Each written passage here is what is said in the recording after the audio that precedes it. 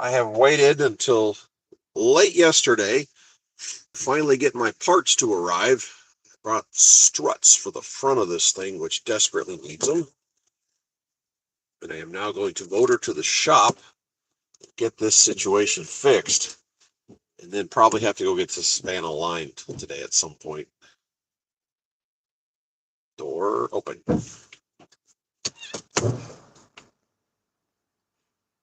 Wait.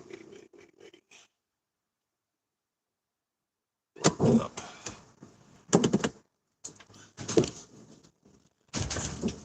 There's been a delay of game. These guys had to run. The guys at the shop I go to had to go pick up some stuff, so I dragged my feet this mission. That is a bar that closed about 3 years ago. It had for sale signs on it, but nobody's interested.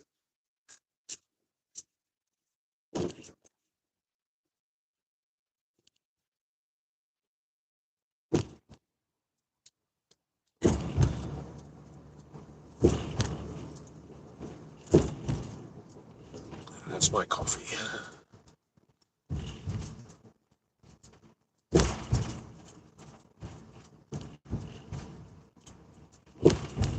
Listening to the sounds coming out of the backside of this vehicle, I am of the impression I'm going to have to put some struts on the rear in the not distant future.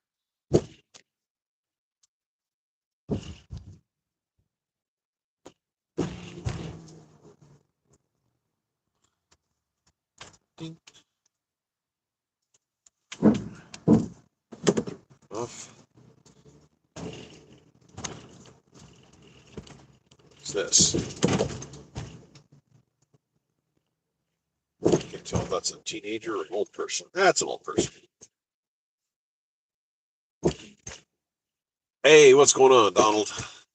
I just left the house. I am motoring over to the shop where I have my small social circle, where I also work occasionally, and I have the struts that I ordered showed up late last night through UPS, and I'm heading over there to swap them out the front end because this van flipped 150,000 miles, and the shocks or the front struts are shot, and it's actually starting to eat one of my tires. Go over a bump and it makes a rattling sound that almost sounds like the lug nuts are loose. They're not, but that's what it sounds like. So I am motoring over here this morning. We're going to lift this thing up, put it on the jack and yank the front end off, replace it. If he's there when I get there, I will put this on a stand to show you what's happening. Hey, Lorenzo. Getting ready to go over the highway right here. This used to be a 2-lane bridge, 1 lane each direction, and they shut it down for a better part of a year and opened it up, and it was this huge thing we're looking at now. But we're motoring over here to a place I work at on and off for my social circle. It's called American Muscle. It's a shop that restores classic cars and builds show cars. It's in Montgomery, Texas. And like I said, that's where my limited group of friends hangs out, and there's only one guy on this week. The owner is on vacation, so I'm working with the other guy. We are going to pull the struts off of this thing, front struts, and replace them. Which this thing? Who's Doug? Doug. I'm trying to read this. How about David? Damn. The writing on the screen is really, really small, and my eyesight is really, really bad. Even with my glasses on, I can't see that. David, sorry. Got a green light way up there. We'll never make it. So I'm currently in neutral, and we're drifting down the hill. Don't you pull out.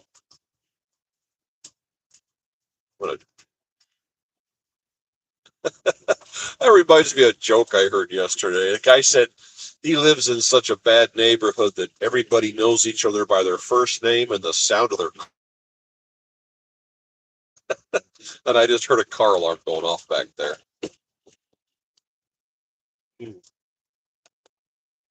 And we're drifting up to this traffic light. Over here to the right, you can't see it, but there's a shopping mall. In about 2005, they built a gigantic store over there, and it was Hastings Music or Hastings Records. And this was way after the time you could have a music store where people walked in and bought music. 2005, everything was just download. They don't. I was like, whoa, did you guys miss the boat? The place was open about 2 months, shut down, and now it's something else. But I was looking at that going, whose business plan said, yeah, let's sell music like the 80s? I couldn't get that. But anyway, I got home last Saturday, and now I ordered the parts that Friday, and they just came in. I threw them in the back here of the van, and now we're going to go over, and we're going to see if we can get this replaced. I'm also going to swap the fluid out of the differential. I met a woman who drives the exact same van that I have, except it was a different color. And she had 665,000 miles on hers. And I went, how'd you do that? She said, keep the fluids fresh. Where am I headed? I left the house and I'm going over here to a place called American Muscle in Montgomery, Texas. It's a shop that rebuilds, overhauls, makes show cars and classic cars. And when I get there, it's going to take about maybe 14, 15 minutes to get there. I will show you what they have just sit around their shop. And they've got some impressive vehicles. And I was in there a couple days ago, and they had an old T-Bird, a Mustang, a Cuda, and a Triumph, and just an interesting mixture of cars. Some people come in. Yeah, it's a neat shop. And they get some obscure, weird cars. I was there one day when a guy pulled in a bubble top, which was an early 60s Buick. It's extremely rare. And a guy came in with a 38 Plymouth, and you're like, do these things even exist anymore? Hold on a sec. He used to do car shows all the time. I used to go with him and work car shows. He quit doing it after a while. That's where you get customers. And he would clean shop, no pun intended. He clean house with award trophies and stuff because he's top of the line. So if you have an old classic car sitting behind the barn somewhere and you want it restored to original, or you want it, which is much more common, what's called pro touring. Pro touring means it looks like the old car, but underneath it has upgrades, suspension, ignition, sometimes the motor. They could put air conditioning, hidden air conditioning in some of these older cars. Hey, Brandy. Yeah, I'm cruising to the shop to get some work done on the van here. Now I'm looking down. I got 151,000 miles on this thing. I bought it in, February. It had 109. So we're heading up. I haven't live streamed in a few days, and I have to remind people I'm still out here. I do most of my live streaming on the road. I am down to an eighth of a tank of fuel. And gas here in Texas is way less than it costs other parts of the country. I was paying $3.29, $3.39 between Michigan and Illinois, and I kind of got stuck between those for a while. And I put gas in the wife's car yesterday at $2.56, and I am a member of Kroger's, and I get fuel points, and we done all the boost garbage and everything. Anyway, I got $1 a gallon off, so I'm going to let this tank run down to zero. There was a shop years ago in Reno building cars that this place that had that said, if you can think of it, you can build it. Yeah, people come in with custom stuff. We were approached when I was working there on two separate occasions. We got approached by people wanting to do reality shows. You've seen them. There's a bunch of them out there. And the boss was like, nope, because one of the guys there, it worked in the film industry. And he said the problem with those shows is during an 8-hour workday, you'll get 2 hours of work being done because you're constantly filming the same scene over and over and over again. And then they stop you and they want you to get in an argument with somebody and they want to do, you just don't get anything done. It's all for, no pun intended, show. You didn't get anywhere. But there are some interesting vehicles in here. There's one, I think it's still sitting there. I'll see if I get a shot of it. It's a 1970 Cuda. It's nowhere near finished. It's just, I don't know what they're doing with it right now. But the guy wanted a Hellcat engine in the thing. And this is about a year and a half ago. And he wanted this fancy Hellcat motor dropped into this frame, and they went looking for one, and they hit every supplier they knew. Those suppliers hit every supplier they knew, and they found the last production Hellcat motor, period, in the crate, $47,000, and they have that here at the shop in the car. But they had to dig for it, realize they weren't making them anymore, and they didn't know that was no longer a production vehicle. So that can make the second link here. Yeah, people come in here with some strange requests, but it's whatever they want. It's your car. What's the gas prices here? $2.52, right there on the sign.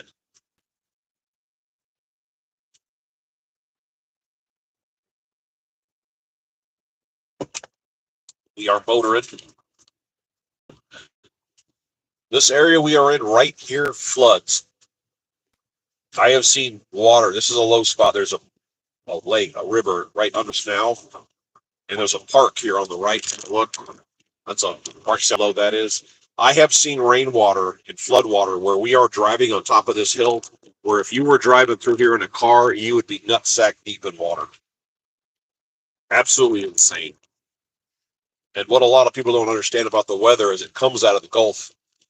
It cuts across this area, Texas, Louisiana, and then it dumps a gajillion gallons of water. Then it goes northeast of here, and it dumps another jillion gallons of water, and all that water goes down the rivers and comes here. So they double down. In this area, it's insane how much water floods here. I'm fortunate where I live. I'm up on a high point in the area, and we've never had flooding issues. And if they did, that means they're having big problems.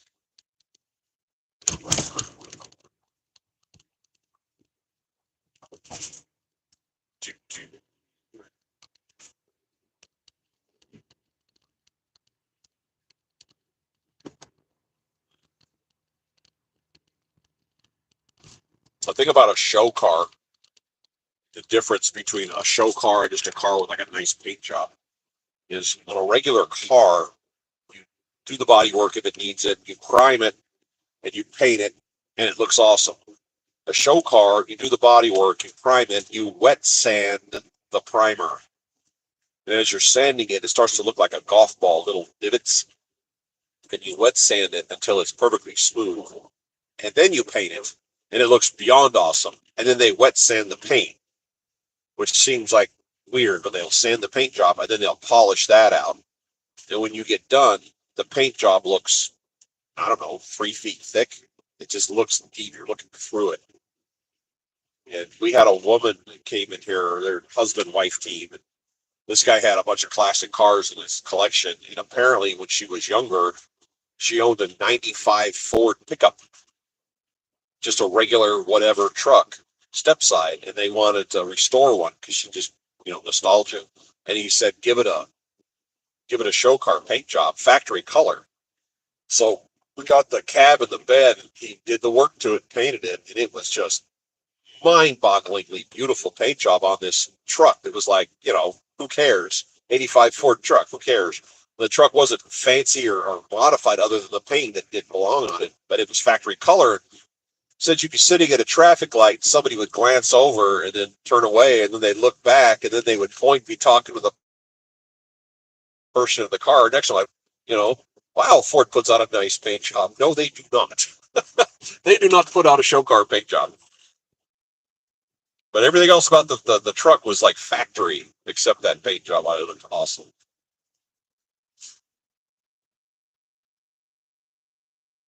This guy's selling firewood here on the side of the road. My wife and I bought our townhouse 13 years ago, and I have turned the heat on in that house twice in 13 years. How much firewood do you think they sell around here?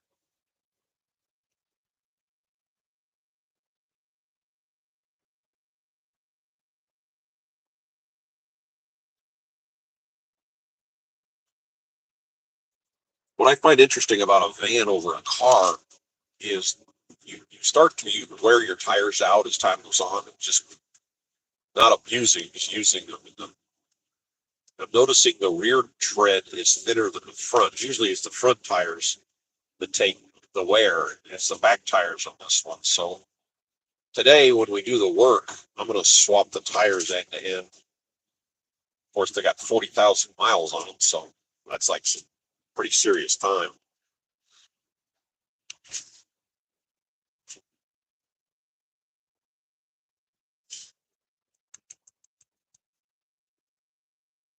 Yeah, you're talking about those car shows where, they bring a car in, and by the end of the episode, they roll the car out done. They don't realize the time, energy, and manpower involved in that. You're talking about if you focused on that one vehicle, it would probably take a few weeks at the bare minimum to get it, cleaned up. But it's a multi-month process usually. And a lot of people who bring cars into a shop to get them restored, they have financial constraints. They want to work on it, have it, work on it when they have money, and then they have a break in time when they're saying, well, I don't have the money to play with this for now. And you have cars that just sit there and sit there and sit there, and they get little bits done. Hold on a sec here. Trying to read the board, trying not to read the board. But there's a paint job on that. Look at that band. Whoa. I have no idea. My firewood I got had no cost except for them. Yeah, we don't use firewood. We don't use, I'm not making this up. I've literally had my heat turned on in my house twice in the last, 11, 13 years. How many, when we buy this place? 12? I think I bought it 12, 13, right in there. Yeah. We literally, we just don't use heat down here. It doesn't get that cold. Is that we had a freeze here a few years ago that kind of caught people off guard. But other than that, we don't turn the heat on. But we have a fireplace. We just don't use it. Came with the townhouse.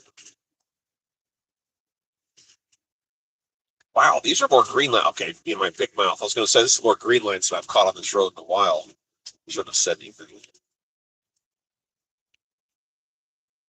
But we're getting fairly close.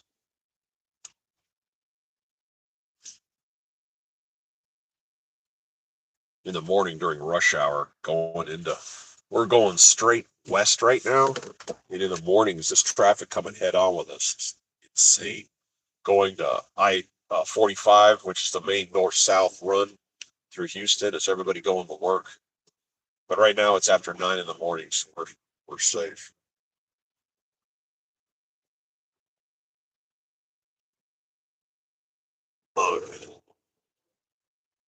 Ooh, good morning. We're running parallel to the railroad tracks right now. I love fires, Jack Daniels, playing with my dog. Yeah, same here. I grew up in Colorado, so pot-bellied stoves in houses and down in the basement was a real common thing growing up. And, that was part of my childhood doing that. We always had firewood, fires. Around here, it just doesn't get that. It gets miserably hot. Don't worry, miserably hot. But the cold doesn't really get to us around here that much. Yeah, all the attention is on air conditioning, which was something about Colorado that cracked me up. Is there was a guy that was selling a house. This is in 1980, so we're going back 45 years ago. A $600,000 house 45 years ago is who knows what today. But it was this big, beautiful mansion, and it didn't have an air conditioner in it. And everybody stopped, and we were like, "What?" They go, "Yeah, they just don't have air conditioning. You don't need it."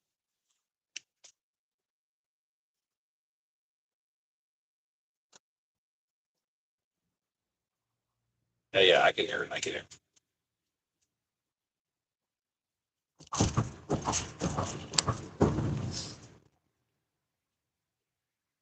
Yeah, I was out for about 3 weeks on this last time around.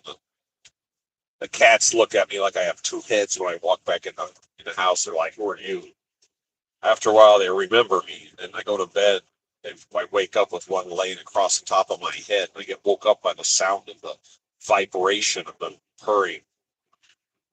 That tells you they remember you. Now, out the left side, you see these trees. That's about 15 feet thick, and on the other side of that is a set of railroad tracks. And the way we used to get to the shop up here, I'll show you, and for some strange reason, they took out this crossing. I don't know why. It's not like it cost them any money to have it there. They just tore it out one day. Now we have to go this kind of roundabout way to get in there.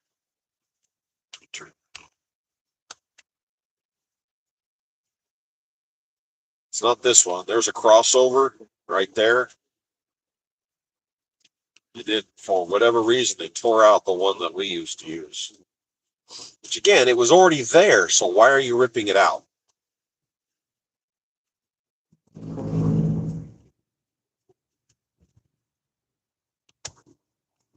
Right here. See that little crossbars? That used to be a road crossing right there. They just said, nope, you can't have that anymore. For no apparent reason.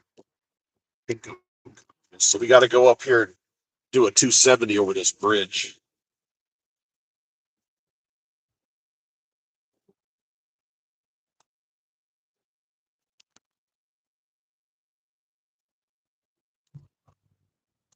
Oh, go.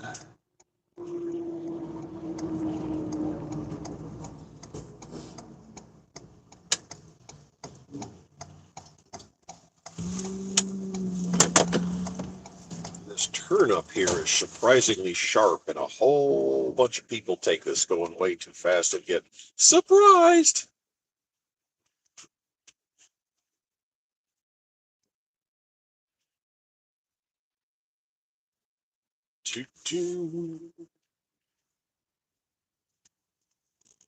This is doable. This part right here is real sharp.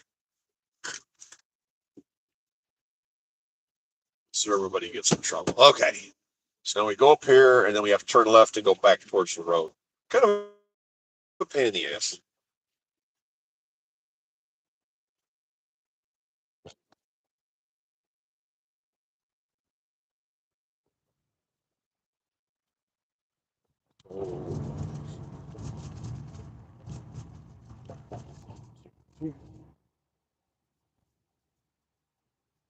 Got somebody riding my ass because he wants to go flying down this road. Sorry, dude. I got to turn. There. Now you can go shoot past me. And sharp turn back.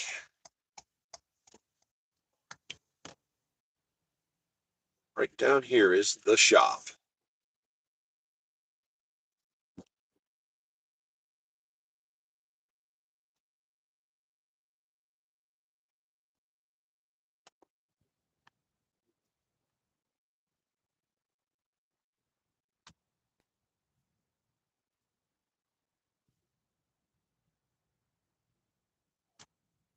Very little road traffic down here.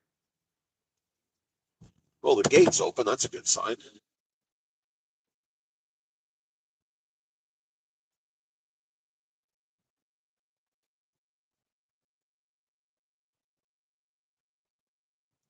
Who's here? Gate's open. Sign's blown over.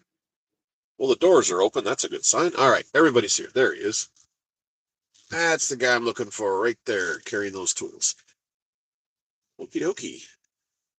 Let's see what's going on back here today.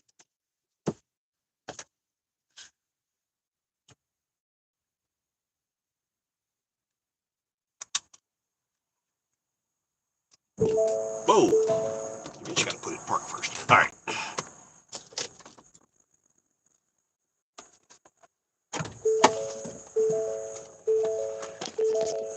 All right. Take you inside here.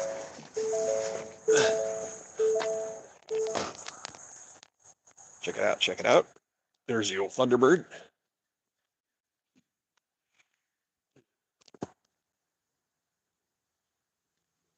That's hideous. Mr. Scott, where are you hiding?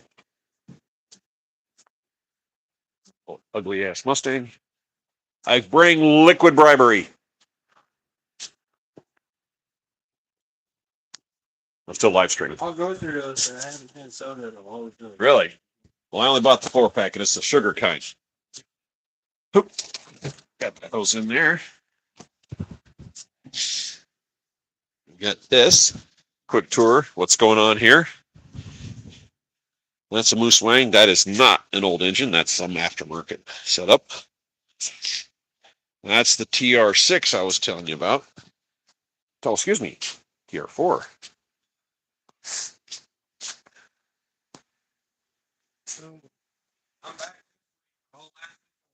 Yeah. You lost 10 pounds? Sick. Yeah, I hear you.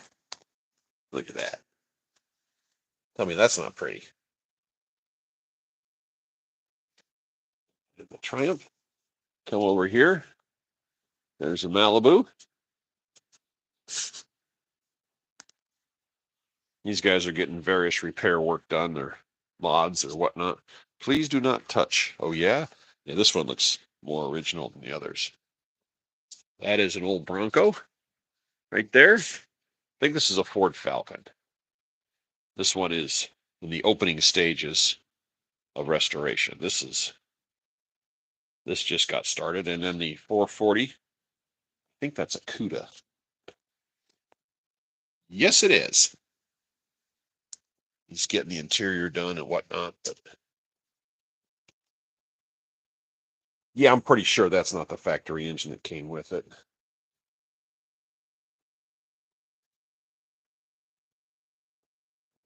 Don't know what this one is. It's got a Camaro back end on it, so this one's probably been here a while. This one's been sitting here for a while. But this CUDA right here, I can't see what I'm going to show you, but this is the Hellcat motor I was telling you about. The last of the last is this. And I can't see what I'm showing you. I'm just a fan. That's like 900 horsepower right there. That's serious. Oh, I think he's moving one of the cars.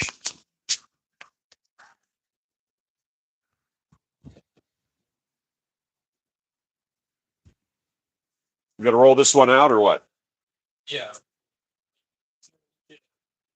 Here's the now talking. All right. Me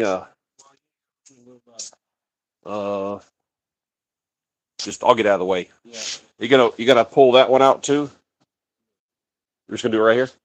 All right, cool. Well, I gotta move the van. I'll come back up here in a few minutes.